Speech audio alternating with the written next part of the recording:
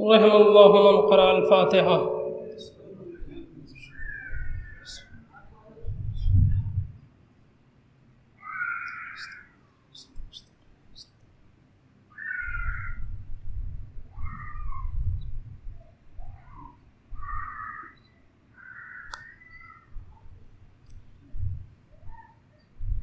لا حول ولا قوة إلا بالله العلي العظيم۔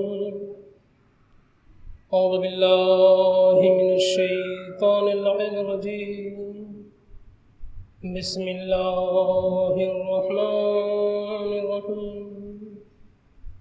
الحمد لله الذي لم يتخذ صاحبة ولا ولدا ولم يكن له شريك في الملك ولم يكن له ولي من الذل وكبره تكبيرا، والصلاة والسلام على رسول الأمي المكي المدني القرشي الهاشمي الأبطحي المطلبي مولانا مولى الثقلين جد الحسن والحسين الذي سمي في السماء بأحمد وفي الأرضين بأبي القاسم محمد،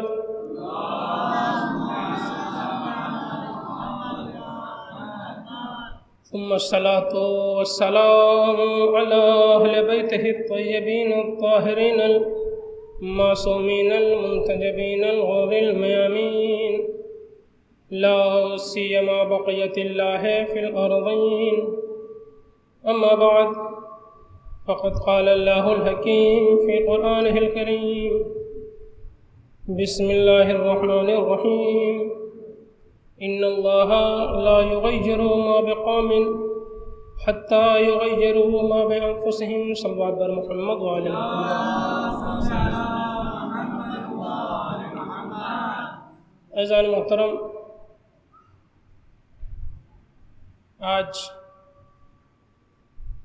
محرم کا چاند نمودار ہو گیا ہے اور عشرہ مجالس کے سلسلے کی یہ پہلی مجلس آپ کے سامنے ہونے کا شرف حاصل کر رہا ہوں۔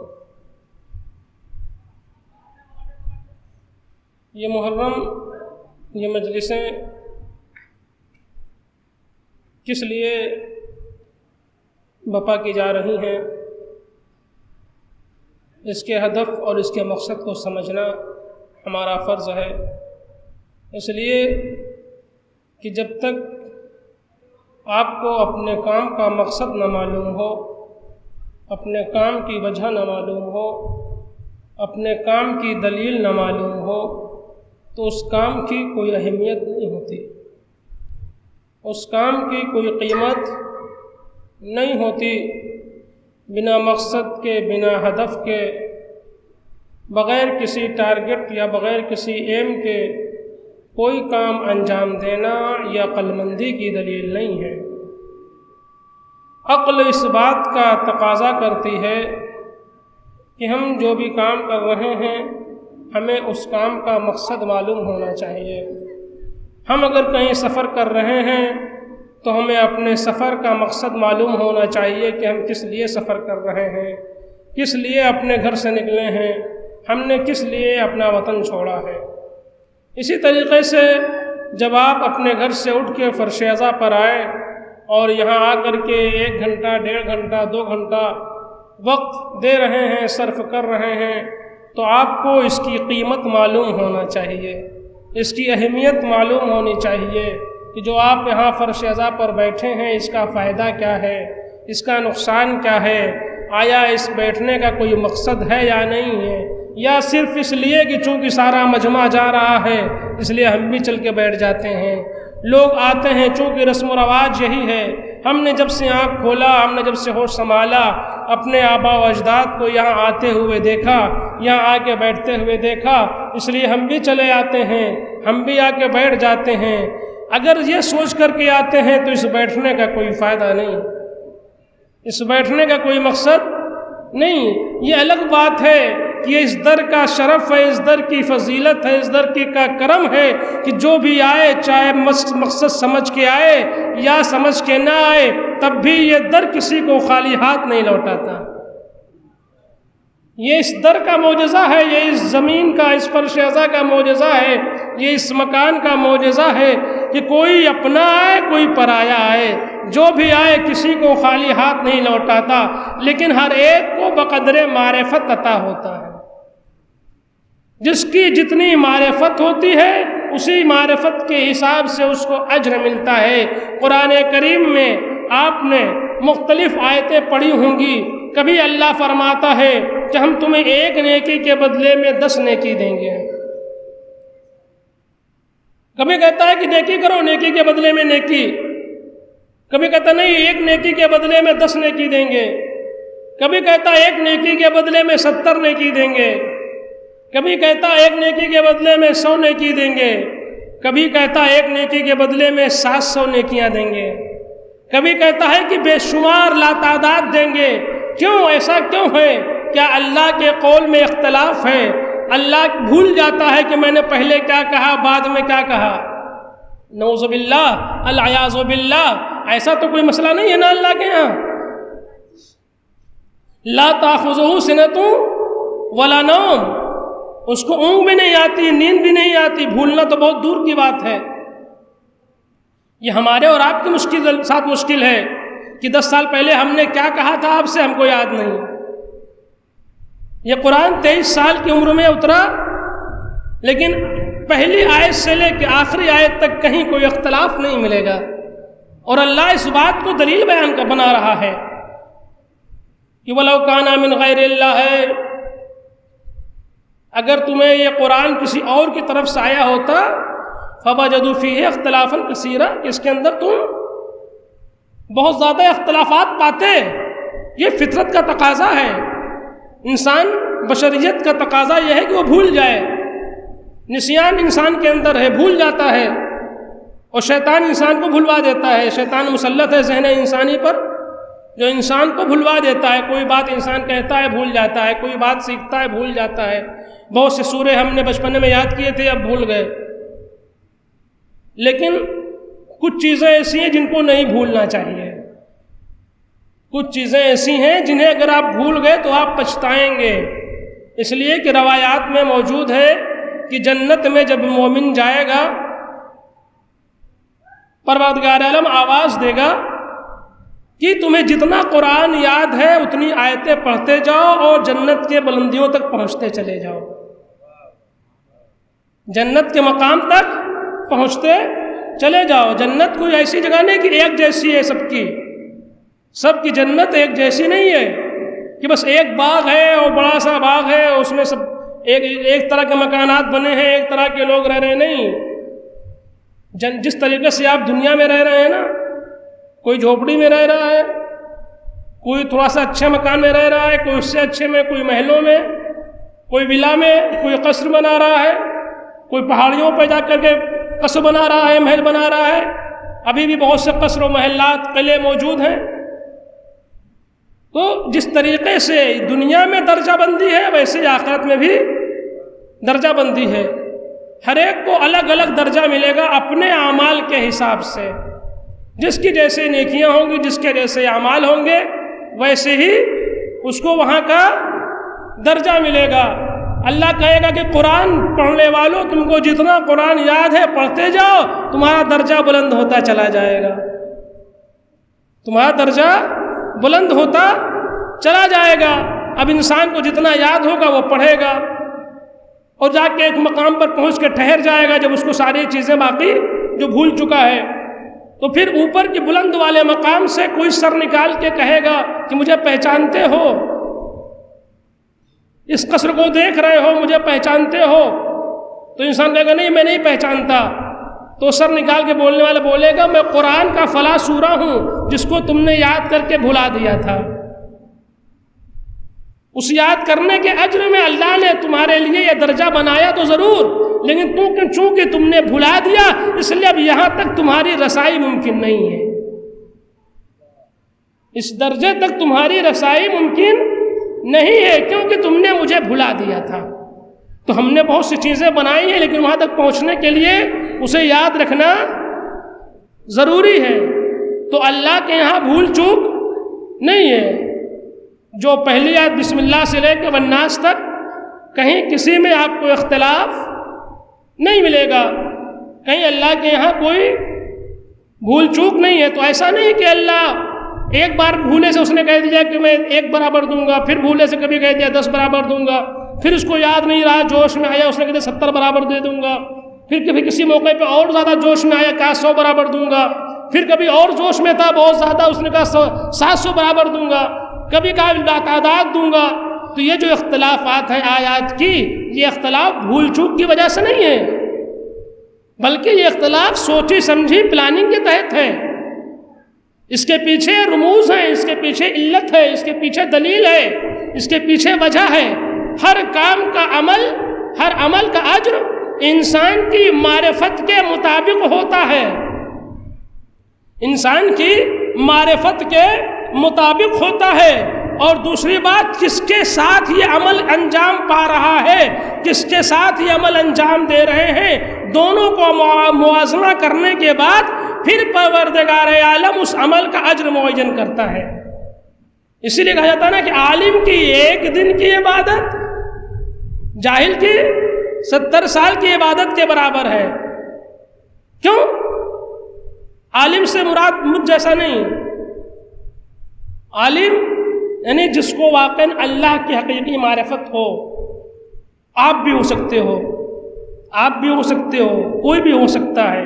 علم الفاظ یاد کرنے کا نام نہیں ہے، علم کچھ حروف سیکھنے کا یاد کرنے کا نام نہیں ہے، بلکہ علم اس یقین کا نام ہے جو انسان کے دل میں پاکیزگی قلب کی وجہ سے پیدا ہوتا ہے۔ جو انسان کے دل میں قلب کی پاکیزگی کی وجہ سے جو نور انسان کے دل میں آتا ہے اسے علم کہتے ہیں۔ ممکن ہے اس نے کسی بھی مکتب میں علم حاصل نہ، تعلیم حاصل نہ کی ہو، کسی بھی مکتب میں اس نے پڑھا نہ ہو، کسی استاد کے سامنے پہلو تہ نہ کیا ہو، لیکن اس کے باوجود بھی اس کو علم ہو۔ حضور پاک صلی اللہ علیہ وآلہ وسلم کی خدمت میں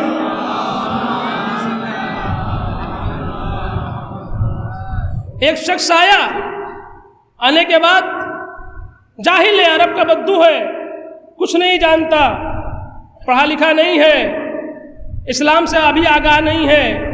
آیا، اسلام لایا رسول اللہ کے ہاتھوں، یا رسول اللہ قرآن کی کچھ تعلیم دے دیجئے جو میرے زندگی کے لیے کافی ہو، اس لیے کہ میں ہر روز مدینہ نہیں آ سکتا اور اپنا کام چھوڑ کے مدینے میں رہ بھی نہیں سکتا، مجھے واپس جانا ہے اپنے وطن، کچھ ایسا بتا دیجئے جو میری زندگی کے لیے کافی ہو۔ رسول نے ایک صحابی سے کہا اس کو قرآن کچھ سکھا دو۔ اس نے ایک سورہ سکھایا جس کے آخر میں یہ 2 آیتیں تھیں، وَمَن يَعْمَلْ مِثْقَالَ ذَرَّةٍ خَيْرًا يَرَهُ وَمَن يَعْمَلْ مِثْقَالَ ذَرَّةٍ شَرًّا يَرَهُ۔ جو ذرہ برابر نیکی کرے گا اس کو اس کا اجر ملے گا، جو ذرہ برابر برائی کرے گا اسے وہ دیکھنے کو پائے گا، چاہے نیکی ہو چاہے بدی اس کے سامنے آئے گی۔ بس وہ کھڑا ہوا کہا یا رسول اللہ چلتا ہوں میں، یا رسول اللہ میں چلتا ہوں، میں نے سیکھ لیا،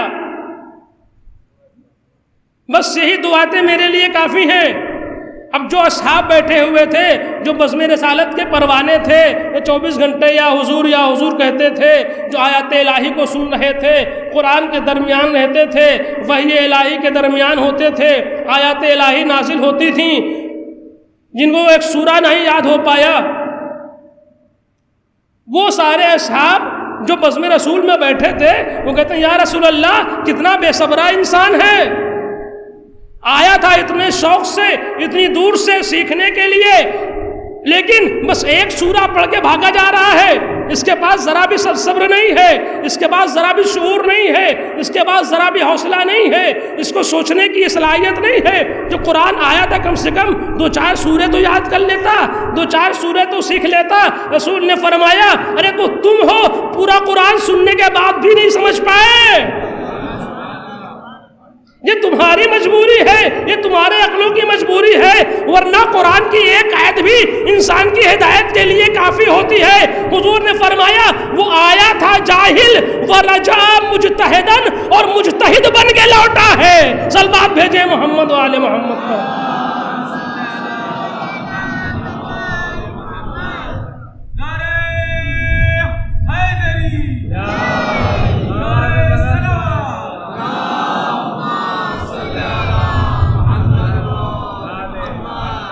حضور فرماتے ہیں وہ آیا تھا ضرور جاہل، یہ تمہاری مشکل ہے کہ تم اتنے سال سے میری بزم میں رہ کے پھر پوچھتے ہو اپنے پہلو والے سے ماذا قال رسول اللہ آنفاً، ابھی ابھی حضور نے کیا فرمایا ہے۔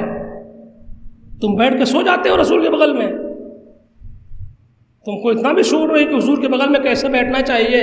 اللہ ڈانٹتا ہے کہ دیکھو اپنی آواز کو رسول کی آواز پہ مت پوچھا کرو۔ اللہ سمجھا رہا ہے، بتاتا ہے کیسے بیٹھنا ہے بزم رسول میں۔ تو علم عالم کسے کہتے ہیں؟ جس کے دل میں اللہ اپنا نور ڈال دیتا ہے۔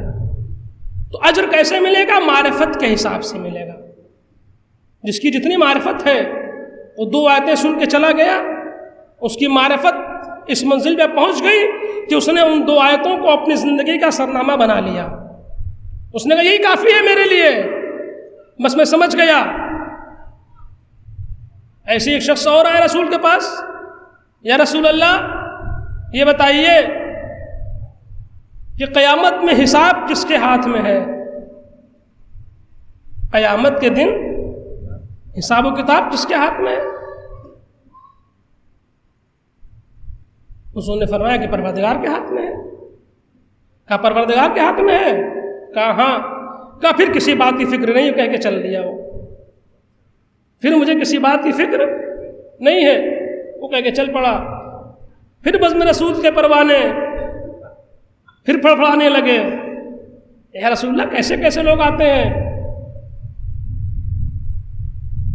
رسول اللہ نے کہا کہ وہ کمال معرفت تک پہنچ گیا ہے، وہ کمال معرفت تک پہنچ گیا ہے۔ تو لوگوں نے کہا رسول اللہ کیسے؟ کہا جاؤ اسی سے پوچھ لو۔ رسول سے کہا لوگوں نے کیسے پہنچا؟ کہا جاؤ اسی سے پوچھ لو۔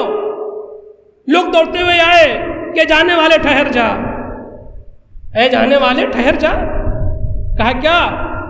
کہا کیا باتیں ہوئی ہم سمجھ نہیں پائے۔ تو نے پوچھا حساب کس کے ہاتھ میں ہے؟ رسول نے کہا اللہ کے ہاتھ میں ہے۔ تو نے کہا پھر کوئی ٹینشن کی بات نہیں، کوئی فکر کرنے کی بات نہیں، چل پڑا وہ۔ کہا یہ ماجرا کیا ہے؟ تم نے کیا سمجھ لیا اس بات سے؟ یعنی اللہ حساب لے گا تو کوئی ٹینشن ہی نہیں تم کو، کوئی فکر ہی نہیں۔ مطلب کیا ہے؟ تم نے سمجھا کیا اس جملے سے؟ کہا نادانو تم کو نہیں معلوم اللہ کریم ہے، اور جب حساب کریم کے ہاتھ میں ہوتا ہے تو وہ بخش دیتا ہے۔ صلوات بھیجو محمد و آل محمد۔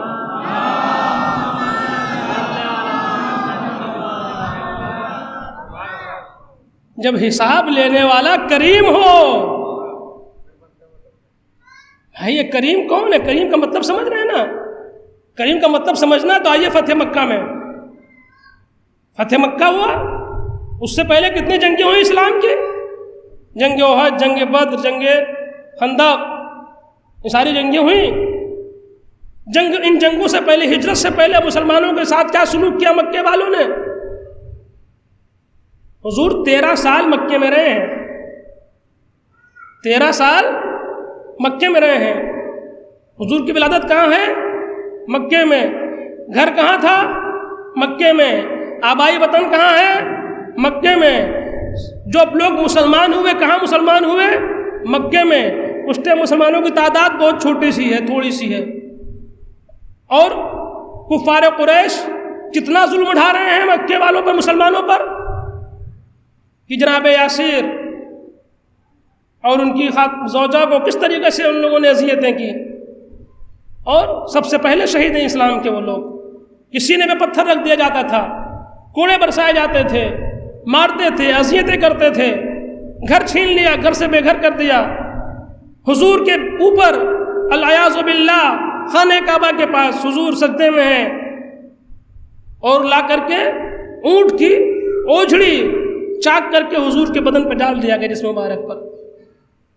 ایسی ایسی غلاظتیں رسول کے ساتھ، حضور کو پتھر مارا جا رہا ہے، راستے میں کانٹا بچھایا جا رہا ہے، یہ ساری چیزیں حضور کے ساتھ ہیں۔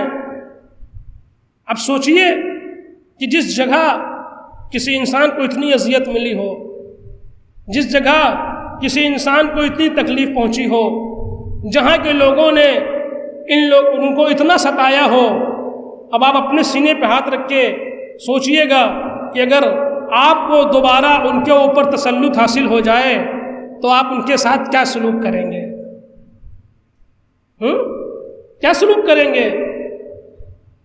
تسلط تو دور کی بات ہے، کہیں دور راستے میں کہیں ایسی جگہ جہاں کوئی نہ ہو، اکیلا اس کو پالیں، تو پھر کیا حشر کریں گے اس کا؟ آپ آس پاس میں کوئی نالا ہوگا تو سب سے پہلے اس کو نالے میں دھکا دیں گے، ماریں گے، کوٹیں گے، پیٹیں گے، جتنی بھی دل کی بھڑاس نکالنی ہے نکال لیں گے۔ وہ لاکھ معافی مانگے، روئے، گڑ گڑائے، کبھی معاف کریں گے؟ نہیں معاف کریں گے۔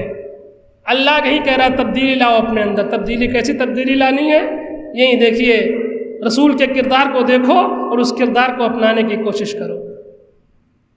رسولی کردار کو دیکھو، اس کردار کو اپنانے کی کوشش کرو۔ مسلمان فتح مکہ میں آئے، تلوار نہیں اٹھانی پڑی، اتنا مجمع ہے مسلمانوں کا، جم غفیر ہے کہ کفار مکہ نے ہتھیار ڈال دیے۔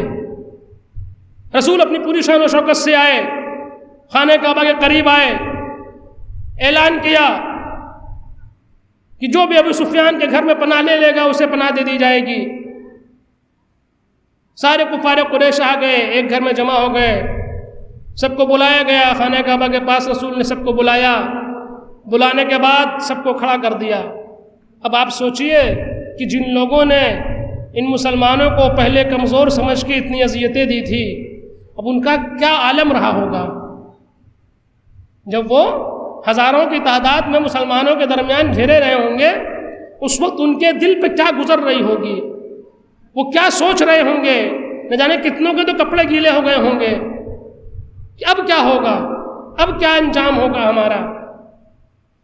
رسول نے سب کو ایک بار وہ باتیں یاد دلائی کہ تمہیں معلوم ہے تم نے ہمارے ساتھ کیا کیا ہے، تم نے ہم سے ہمارا گھر چھینا ہے، تم نے ہمیں آوارہ وطن کیا ہے، تم نے ہمارے اوپر پتھر برسائے ہیں، تم نے ہمارے اوپر کوڑے برسائے ہیں، تم نے ہمیں طرح طرح کی اذیتیں دی ہیں، تم نے ہم سے سوشل بائیکاٹ کر دیا تھا۔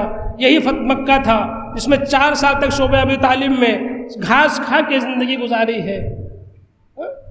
کس طریقے سے جتنی تکلیفیں اٹھائی ہیں سب تم لوگوں کی وجہ سے، اور ہم کو آخر کار مجبور ہو کے اپنا وطن چھوڑنا پڑا، مدینے جانا پڑا۔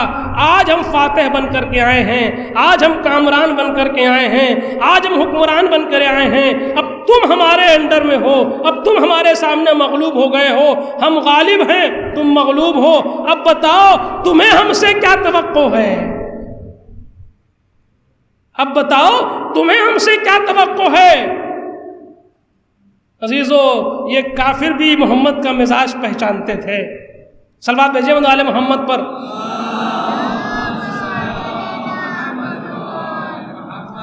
یہ کافر بھی حضور کا مزاج پہچانتے تھے۔ ایک بار سب زبان ہو کر کے کہتے ہیں، یا رسول اللہ، من لأخل کریم، ہمیں آپ سے وہی توقع ہے جو ایک چھوٹے بھائی کو کریم بھائی سے ہوتی ہے۔ صلوات بھیجیں محمد و آل محمد پر۔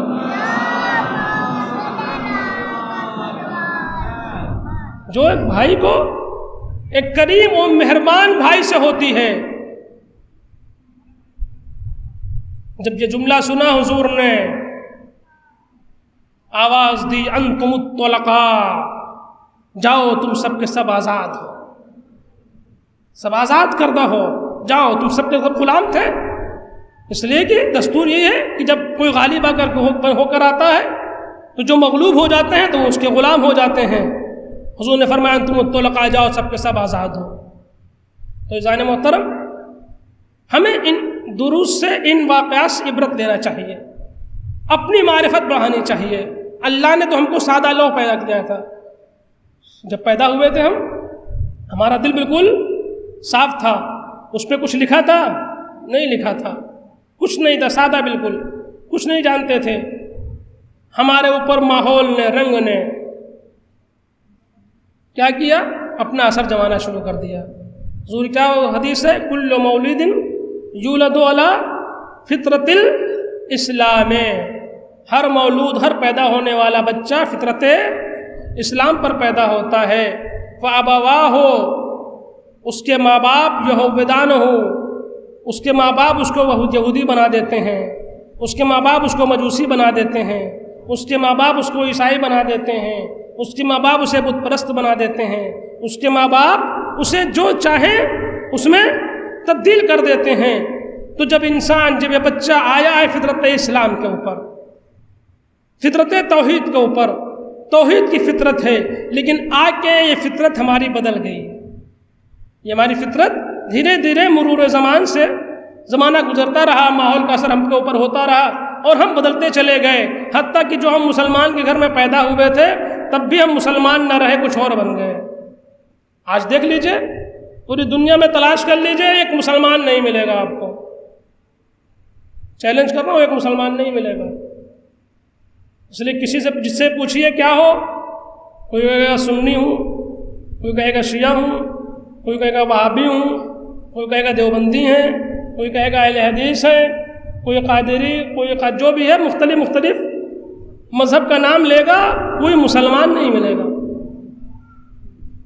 مسلمان کھو گیا ہے اس درمیان میں۔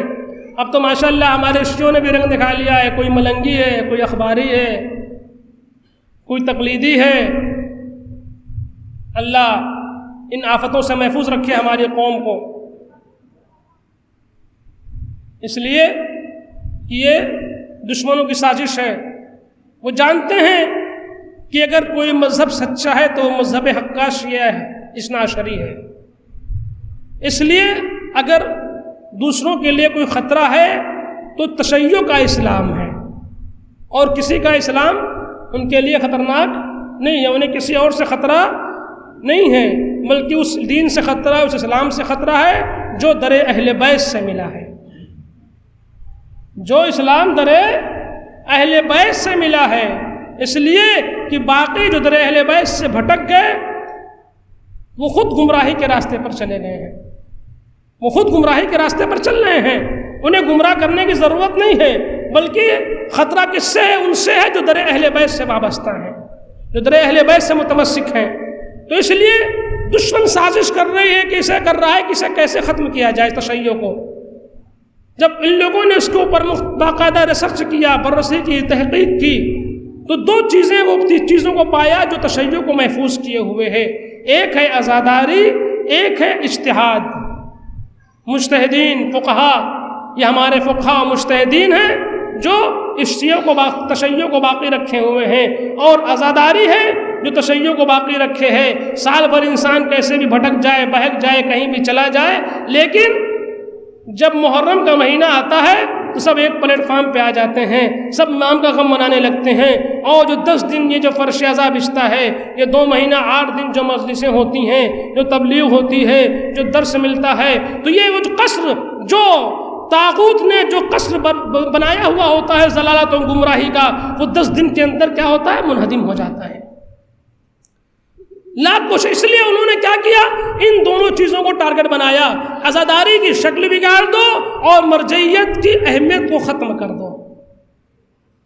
اس لیے ان دو کے مقابلے میں انہوں نے محاذ-آرائی شروع کر دی، اور دشمن کی ہمیشہ سازش رہی ہے، کبھی وہ ڈائریکٹ خود سامنے نہیں آتا، بلکہ کہتا ہے کہ انہی لوگوں میں کچھ اپنے ایسے افراد پیدا کر دو کہ جو انہی کے خلاف، انہی کے مشن کو خراب کریں۔ بات یاد پہنچی تو میں ایک واقعہ آپ کو سناتا ہوں۔ 1940 لکھنؤ کے گورنر تھے راحت علی صاحب، انگریزوں کے زمانے کی بات ہے۔ وہ اپنی ڈائری میں لکھتے ہیں یہ واقعہ، وہ اپنی ڈائری میں واقعہ لکھتے ہیں کہ میں کسی سرکاری کام کے لیے لندن گیا، کسی سرکاری کام کے لیے لندن گیا۔ وہاں پر ایک میرا انگریز دوست تھا پہلے سے، جو یہاں کلکٹر تھا انڈیا میں، اس کی پوسٹنگ ختم ہو گئی تھی، وہ واپس لندن جا چکا تھا۔ کہنے لگا میں جہاں ٹھہرا تھا مجھ سے ملنے کے لیے آیا، مجھ سے ملنے کے لیے آیا وہ، اور آنے کے بعد مجھ سے گفتگو ہوئی، پھر اس کے بعد کہتا ہے کہ راحت علی تم مسلمان ہو، میں تمہیں ایک جگہ دکھانا چاہتا ہوں، میں تمہیں ایک جگہ دکھانا چاہتا ہوں، لیکن وہ جگہ ایسی ہے کہ ہر کسی کو اجازت نہیں ہے وہاں جانے کی، اس کے لیے پرمیشن لینا پڑے گا، اجازت لینی پڑے گی، تو مجھے اپنا پاسپورٹ دے دو تاکہ میں اس کے لیے یا جو بھی کاغذات ہیں وہ دے دو تو میں تمہیں اس جگہ پہ لے چلوں۔ بہرحال انہوں نے اپنا جو بھی ڈاکومنٹس دیے، اس نے جا کر کے 2 دن کے بعد وہ لوٹنے کے بعد بولا کہ ٹھیک ہے اب چلو میرے ساتھ، وہ ان کو لے کے وہاں سے چلا۔ کہتے ہیں کہ لندن سے دور تقریباً 2 گھنٹے کا راستہ ہم نے سفر طے کیا، جنگلوں کا راستہ، پورا جنگل، ہر طرف درخت، اسی کے درمیان سے ایک روڈ گئی ہوئی تھی، ہمیں وہاں لے گیا۔ وہ لے جانے کے بعد ایک جگہ ہمیں گاڑی سے اترنا پڑا، اور پھر وہاں ہر طرف فوجی لگے ہوئے تھے، اس فوج کی چھاؤنی میں، پھر وہاں فوج کی گاڑی سے مجھے آگے جانا پڑا ایک عمارت تک۔ لیکن اس نے کہا کہ ایسا ہے کہ جہاں چل رہے ہو وہاں جو کچھ بھی دیکھنا خاموش رہنا، کچھ بولنا نہیں، بس دیکھ کے چلے آنا۔ ہوتا ہے نا کہ اللہ جب انتظام کرنا چاہتا ہے کسی راز کو فاش کرنے کے لیے، دشمن اتنا پہرا لگا کے اس کو چھپانا چاہتا ہے، اور اللہ اسی دشمن کے ذریعے اس راز کو فاش کروا دیتا ہے۔ یہ اللہ کا انتظام ہے کہ موسیٰ کو فرعون کے گھر میں پال دیتا ہے، یہ اس کی قدرت ہے۔ تو یہ انگریز سبب بن رہا ہے اس راز کو فاش ہونے کے لیے، افشا ہونے کے لیے، تاکہ مسلمان آگاہ ہو جائے۔ میں وہاں پہنچے، دیکھا ایک بہت عالیشان عمارت۔ جب اس میں داخل ہوئے تو دیکھا کہ لوگ شلوار کرتے میں، جبے میں، ٹوپی لگائے ہوئے، داڑھی رکھے ہوئے، کوئی عربی میں گفتگو کر رہا ہے، کوئی فارسی میں بول رہا ہے، کوئی اردو میں بول رہا ہے، کوئی بنگلہ دیشی میں بول رہا ہے، الگ الگ لینگویج میں سب ایک دوسرے سے گفتگو کر رہے ہیں۔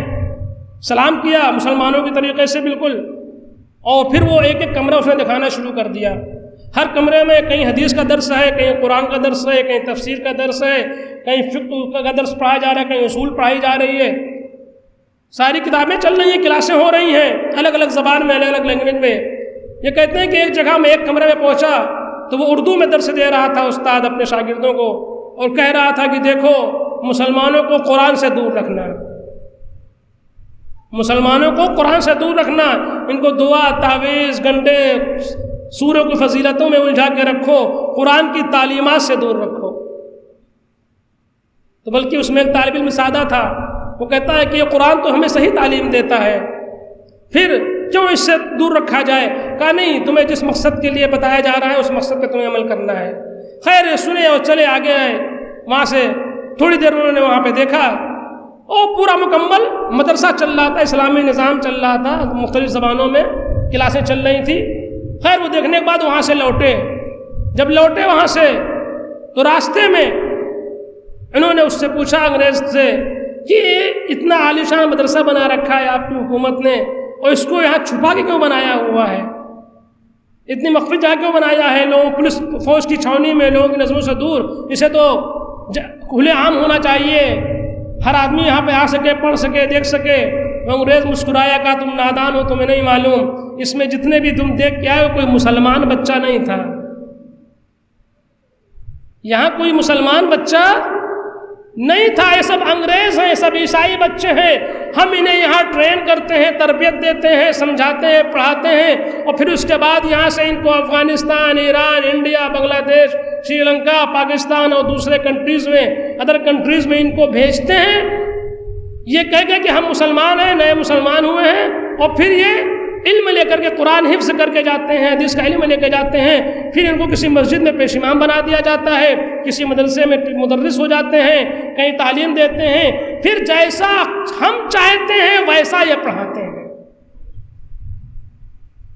یہ کب کی بات ہے؟ 1940 کی بات ہے۔ اس میں انہوں نے دیکھا، اور یہ کب سے چل رہا ہے یہ نہیں معلوم کسی کو۔ یہ MI6 والے جو اسلام و تشیع کو برباد کرنے پہ لگے ہوئے ہیں، لیکن الحمدللہ اب ہماری قوم بیدار ہو چکی ہے، ہماری قوم جاگ چکی ہے، ہماری قوم کی آنکھیں کھل گئی ہیں، پھر بھی جہالت اپنی جگہ پر غالب ہے، اس لیے کہ اہل بیت کو سب سے بڑا خطرہ جہالت سے ہے، کسی چیز سے نہیں۔ اس لیے کہ اگر اہل بیت کی تعلیم عام ہو جائے، جہالت دور ہو جائے، تو خود بخود حق ابھر کے سامنے آ جائے گا۔ جب امام رضا علیہ الصلوۃ والسلام صلوات بھیجو علی محمد پر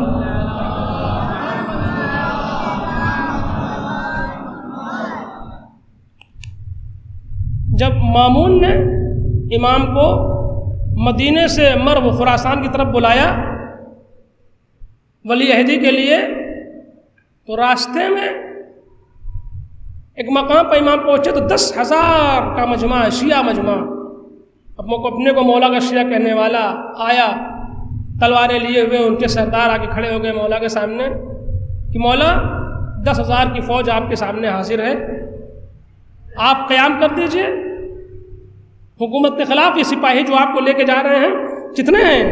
200-400 ہیں، ہم انہیں قتل کر دیں گے، ختم کر دیں گے، آپ کو چھڑا کے لے جائیں گے، ہم کو معلوم ہے کہ مامون آپ کو زبردستی بلوا رہا ہے۔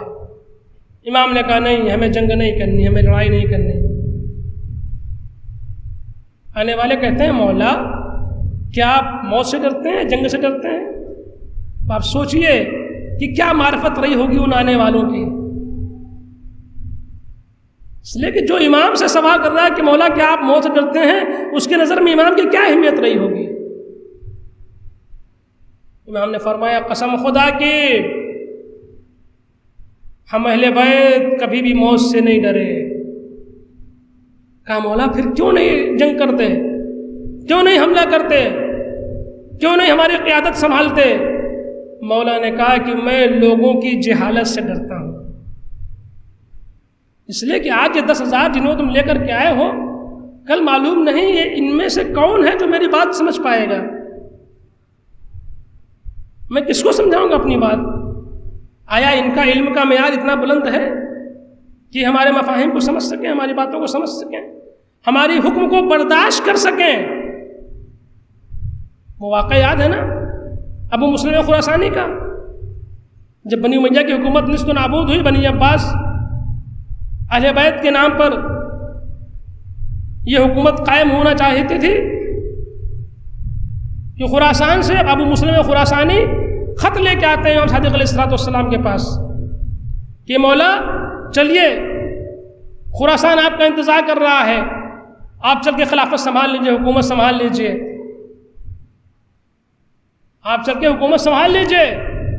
مولا نے کہا اچھا، کنیز کو حکم دیا مولا نے تنور روشن کر دیا جائے، تنور جلا دو، روشن کر دو۔ کنیز بھی سمجھ گئی چونکہ امام کے گھر میں پل رہی تھی، رہ رہی تھی، اس نے خوب ڈھیر ساری لکڑیاں بھر کر کے تنور کو خوب روشن کر دیا، خوب قاعدے سے آگ جلا دی۔ جب آگ جل گئی، بھڑک گئی، مولا نے کہا کہ اچھا تم ہمارے لیے حکومت لے کر کے تمغہ لے کر کے آئے ہو، ایسا ہے کہ جاؤ اس تنور میں بیٹھ جاؤ۔ امام نے فرمایا ابو مسلم خراسانی سے جاؤ اس تنور میں بیٹھ جاؤ۔ وہ کہتے ہیں کہ مولا میں تو آپ کو حکومت کی پیشکش کر رہا ہوں، آپ مجھے تنور میں جلا رہے ہو، آگ میں جلا رہے ہو۔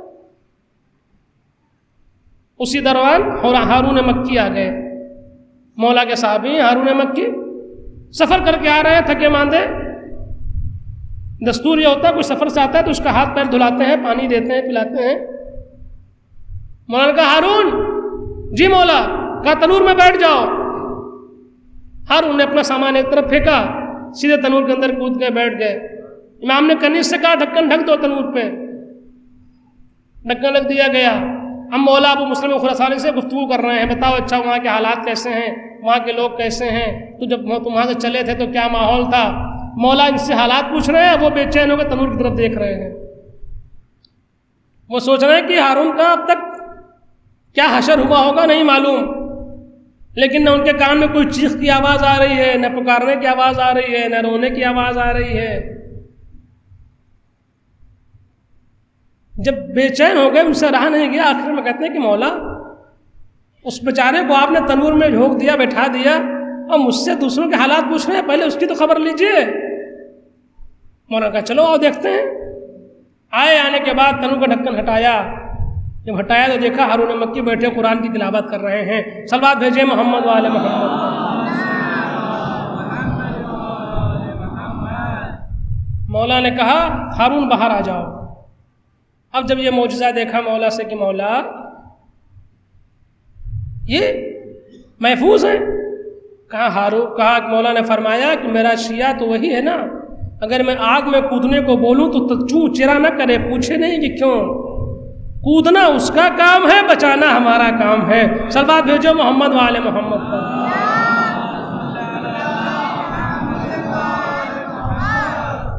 کودنا اس کا کام ہے. مولا نے کہا کہ بتاؤ ایسے کتنے شیعہ ہیں تمہارے خراسان میں جن پہ میں آ کے حکومت کروں. ابو مسلم نے سر جھکا لیا کہ مولا ایک بھی ایسا نہیں ہے. میں خود نہیں ہوں جو میں ان کا نمائندہ بن کے آیا ہوں. امام نے اس خط کو وہیں جلا دیا، کہا جاؤ واپس چلے جاؤ، یہی تمہارے خط کا جواب ہے. عزیزو بس وقت کافی ہو چکا ہے اور مجھ سے کہا گیا کہ بس 45 منٹ 50 منٹ کے اندر مجلس ختم کر دیں، اور مجھے بیٹھے ہوئے اب تقریباً 45 منٹ ہو چکے ہیں. صلوات بھیجیں مولا محمد پر.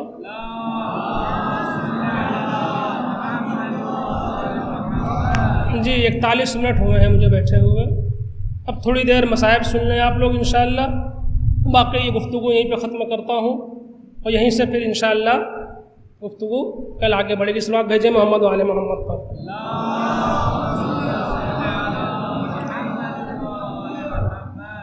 عزادارو آج چاند نمودار ہو گیا. رونے کے لیے شرط یہ ہے کہ ہمارا گناہ معاف کیے جائیں.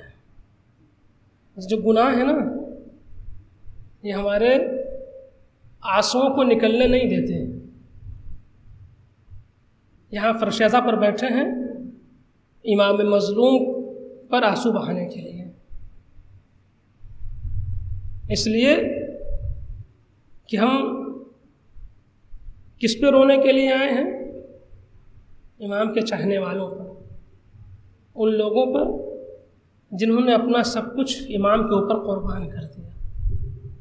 اگر ہمارے گناہ ہمارے آنسوؤں کو روک دیتے ہیں. اور عزادارو ایک ہستی کو تو ہم بھول ہی گئے، اس لیے دستور یہی ہوتا ہے نا کہ جس گھر میں کسی کی میت ہو جاتی ہے، کوئی مصیبت آ جاتی ہے، تو جو اس گھر کا وارث ہوتا ہے اسے پرسہ دیا جاتا ہے. لوگ اسے تسلی دیتے ہیں. مصیبت کا پہاڑ اس کے اوپر ٹوٹتا ہے جو گھر کا وارث ہوتا ہے. بتائیے حسین کا کوئی وارث موجود ہے یا نہیں؟ حسین کا کوئی وارث ہے یا نہیں؟ کون ہے؟ امام زمانہ. جب محرم کا چاند نمودار ہوتا ہے نا تو امام زمانہ بے چین ہونے لگتا ہے. عزاداروں مدینے والے کہتے تھے کہ ہمیں محرم کا چاند دیکھنے کی ضرورت نہیں پڑتی تھی، بلکہ ہم دیکھتے تھے کہ امام صادق علیہ السلام کے گھر سے رونے کی آواز بلند ہوئی یا نہیں. امام صادق کے گھر سے رونے کی آواز بلند ہوئی یا نہیں ہوئی؟ اگر امام کے گھر سے رونے کی آواز بلند ہو جاتی تھی تو ہم اہل مدینہ سمجھ جاتے تھے محرم کا چاند نمودار ہو گیا. ہم اہل مدینہ سمجھ جاتے تھے محرم کا چاند نمودار ہوا. عزادارو تب سوچیے ہمارے امام کے دل پہ کیا گزر رہی ہوگی. اسی لیے محرم میں خاص طور سے امام زمانہ کی سلامتی کا صدقہ ضرور نکالا کیجیے، اس لیے کہ میرا مولا ان مصیبتوں کو برداشت نہیں کر سکتا. جو مصیبتیں کربلا میں پڑی ہیں میرے امام کے لیے کتنا سنگین ہوتا ہے وہ لمحہ جب وہ کربلا میں اپنی ماں اور بہنوں کی بے پردگی کو یاد کرتے ہیں. یہی تو بات تھی نا امام سجاد علیہ السلام جب روتے تھے صحابیوں نے پوچھا مولا کتنا روئیں گے؟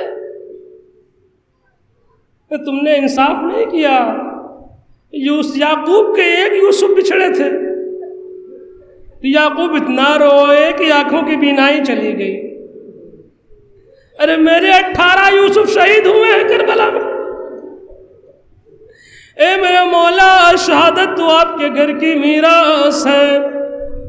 امام فرماتے ہیں شہادت ہمارے گھر کی میراث ہے، لیکن یہ بتاؤ کیا ماؤں بہنوں کا پیردہ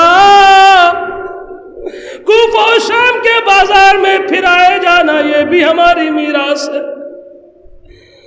عزاداروں سب مل کے امام زمانہ کی سلامتی کی دعا پڑھتے ہیں۔ بسم اللہ الرحمن الرحیم، اللہم کل ولیک الحجت ابن الحسن۔ سب مل کے پڑھیں، آقا امام زمانہ کی سلامتی کی دعا پڑھیں۔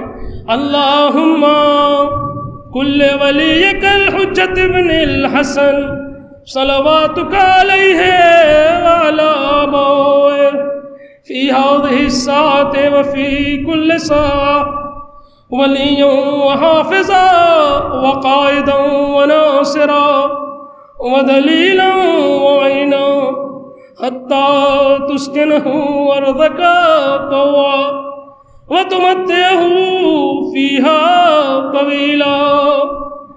عزادارو امام زمانہ کے اوپر جو مصیبت پڑی ہے ہم آپ نہیں سمجھ سکتے اس کو۔ 1400 سال ہو گئے ہیں، لیکن جب ہم بھی امام کا نام سنتے ہیں تو ہماری آنکھوں سے آنسو جاری ہو جاتا ہے۔ ہم مولا کے چاہنے والے ہیں نا، مولا کے ماننے والے ہیں نا، لیکن سوچو جو ان کی اولاد ہو، جو ان کی نسل پاک ہو، اس کے اوپر کتنی مصیبت اور اس کے اوپر کتنا سخت گزرتا ہوگا۔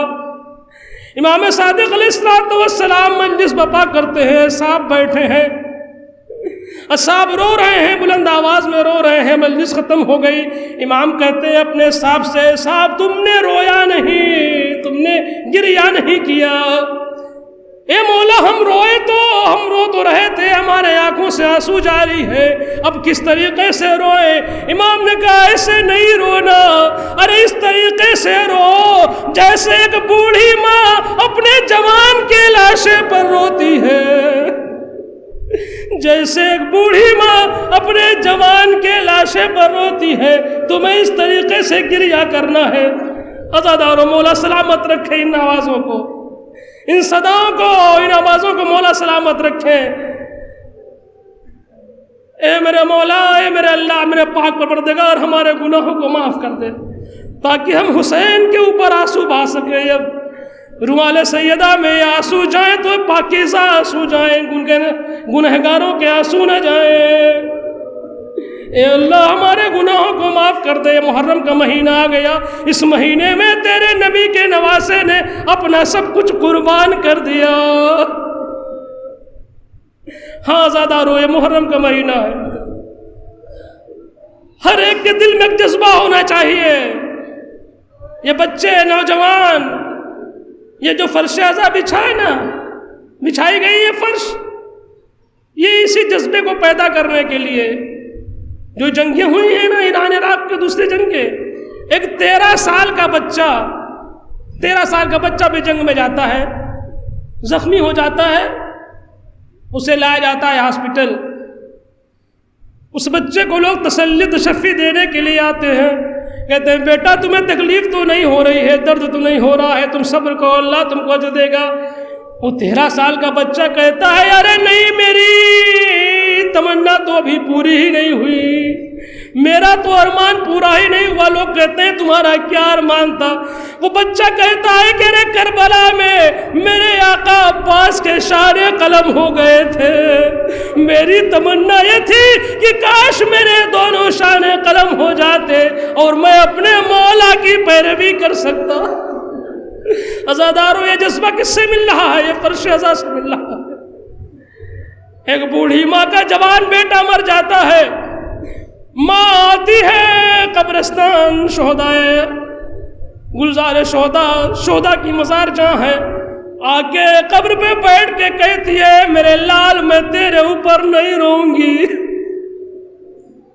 اے میرے لال میں تیرے اوپر نہیں روؤں گی، میں تیرے اوپر گریہ نہیں کروں گی، اس لیے کہ جب تم شہید ہوئے تمہارا جنازہ آیا تو محلے کی عورتیں آ گئیں، کوئی میرا ہاتھ چوم رہا تھا، کوئی میرا پاؤں چوم رہا تھا، ارے تو شہید کی ماں ہے، تو نے اپنا لال شہید دیا ہے، تیرا لال شہید ہوا ہے۔ اے بیٹا میرے دل پہ تیر لگ رہا تھا اس لیے کہ مجھے کربلا یاد آ رہی تھی۔ زینب نے 18 شہید دیے تھے لیکن کوئی زینب کا ہاتھ چومنے نہیں آیا۔ زینب کے ہاتھ بسے پشت باندھ دیا گیا، سر سے چادر چھین لی گئی۔ اے بیٹا جب میں بازار میں نکلتی ہوں تو دکاندار مجھے سلام کرتے ہیں، وہ شہید کی ماں جا رہی ہے۔ اے بیٹا میرا دل تڑپ جاتا ہے کہ ہائے میں بازار میں آئی ہوں تو دکاندار مجھے سلام کرتے ہیں، لیکن ہائے نبی کی نواسیاں بازار میں بے مقنع چادر پھرائی جا رہی تھی۔ اللہ اکبر، اللہ اکبر۔ عزادارو رو لیجئے، جتنا ہو سکے رو لیجئے، استقبال اعظام ہے، یہ چاند رات ہے، اس لیے کہ حسین مدینہ چھوڑ رہے ہیں، جتنا ہو سکے گرجا کر لیجئے۔ اور کربلا میں رونے کے لیے صرف نام حسین کافی ہے، صرف تصور شرط ہے۔ عزادارو تصور کر لیجئے، مولا کا غم یاد کر لیجئے، حسین کی مظلومی یاد کر لیجئے، اس لیے کہ ہم آپ اپنے گھروں پہ بیٹھے ہیں، حسین کا غم منا رہے ہیں۔ ذرا اس وقت کو یاد کیجئے جب عصر عاشور سب شہید کر دیے گئے، چاروں طرف دشمنوں کا نرغہ ہے، ہر طرف فوجی تیر و تلوار لیے خوشیاں منا رہے ہیں۔ بیویوں پہ کیا گزر رہی ہوگی، بچے سہمے ہوئے، بچے سہمے ہوئے تڑپ رہے ہیں، کوئی سنبھالنے والا نہیں۔ زینب آ کے دیکھتی ہے ارے ان بچوں میں سکینہ نہیں ہے۔ ہاں عزادارو یہ مصیبت کس طریقے سے بھائی کی وصیت ادا ہے، بہن سکینہ سے آگاہ ہے۔ اللہ اکبر۔ عزادارو جتنا گریہ ہو سکے گریہ کر لیجئے، اس لیے کہ یہ مصیبتیں، یہ چاند جو نمودار ہوا ہے نا، یہ چاند نہ جانے دنیا پہ کیا اثر دکھائے، لیکن زہرا کا گھر ویران ہو جائے گا، زہرا کا گھر اجڑ جائے گا، زہرا کا گھر تباہ ہو جائے گا۔ نبی کا نواسا کربلا کے تپتے ہوئے صحرا میں بے آب ہو گیا، شہید کر دیا جائے گا۔ ہاں عزادارو ارے انسان آخری وقت میں کسے یاد کرتا ہے؟ اپنے چاہنے والوں کو یاد کرتا ہے۔ عزادارو امام نے آخری وقت میں کسے یاد کیا معلوم ہے نا؟ آئے عابد بیمار کے پاس، ہے بیٹا عابد بیمار جب مدینے جانا تو میرے شیعوں کو میرا سلام کہہ دینا۔ امام نے آخری وقت میں کسے یاد کیا؟ اپنے شیعوں کو یاد کیا۔ اے میرے بیٹا سید سجاد میرے شیعوں کو میرا پیغام دے دینا، شیعتی مہما شربتم ماز بن فذکرونی او سمیتم بغریب او شہید فندبونی۔ اے میرے شیعوں جب پانی پینا، جب ٹھنڈا پانی پینا میری پیاس کو یاد کر لینا۔ عزادارو کتنا یاد کرتے ہیں ہم پانی پیتے وقت حسین کو؟ اے میرے شیعوں جب کسی غریب کی شہادت کی خبر سننا تو میری شہادت کو یاد کر لینا۔ عزادارو اس کے بعد جو امام نے شعر پڑھا ہے نا نہیں سن سکیں گے، کلیجہ نکل ہے گا۔ عزادارو امام کے اوپر امام نے کتنی لاشیں اٹھائیں کربلا میں؟ 71 لاشیں اٹھائی ہے نا، کسی کا شکوہ نہیں کیا ہے، کسی کی شہادت کی خبر ہمارے تک نہیں بھیجی ہے، پیغام نہیں بھیجا۔ امام نے یہ نہیں کہلوایا کہ میرے شیعوں اس وقت کو یاد کرنا جب اکبر کے سینے سے نیزہ نکالا، اے میرے شیعوں اس وقت یاد کرنا جب عباس کے کٹے ہوئے شانے اٹھائے، نہیں۔ امام نے جانتے ہیں کیا پیغام دیا ہے؟ لیتکم فی یوم عاشوراء جمیعا تنظرونی او سمعتم لیتکم فی یوم عاشوراء جمیعا تنظرونی کیف استسقی لطفل فابوا ان یرحمونی، اے میرے شیعو کاش تم کربلا میں ہوتے اور دیکھتے کہ میں اپنے طفل صغیر کے لیے پانی کا مطالبہ کر رہا تھا، لیکن ان لوگوں نے چھوٹے سے بچے پر بھی رحم نہیں کیا۔ آئیے زادارو سب مل کے امام کے سلام کا جواب دیتے ہیں، بس مجلس تمام ہو گئی۔ امام نے سلام بھیجا تھا نا، سب مل کے امام کے سلام کا جواب دیتے ہیں۔ السلام علی الحسین وعلی علی ابن الحسین وعلی اولاد الحسین وعلی اصحاب الحسین، انا للہ و انا الیہ راجعون، نظام بقضائہ و تسلیم اللہ الہی بحق زہرا و ابیہا و بعلہا و بنیہا مسر المستودع فیہا۔ پروردگارہ ہمارے مختصر سے عمل و قبول فرما۔ پروردگارہ جو آواز گریا میں بلند ہوئی ہے، پروردگار ان آوازوں کو سلامت رکھنا۔ پروردگارہ ہمارے ماں و بہنوں کو پردے کو محفوظ رکھنا۔ پروردگارہ مولا کے چاہنے والے جہاں کہیں بھی ملی سزا برپا کر رہے ہیں، ان کے جان مال عزت آبرو سے تو سلامتی کی حفاظت فرما۔ مولا ان کو ہر آفت ہر بلا ہر بیماری سے محفوظ رکھنا۔ ہمارے مرحومین جو ہمارے درمیان نہیں رہ گئے ہیں، ان کے قبروں کو نورانی فرما، ان کے گناہان صغیرہ و کبیرہ کو معاف فرما، امام زمانہ کے ظہور میں تعجیل فرما، ہم کو ان کے اعوان و انصار میں شمار فرما۔ ماتم حسین۔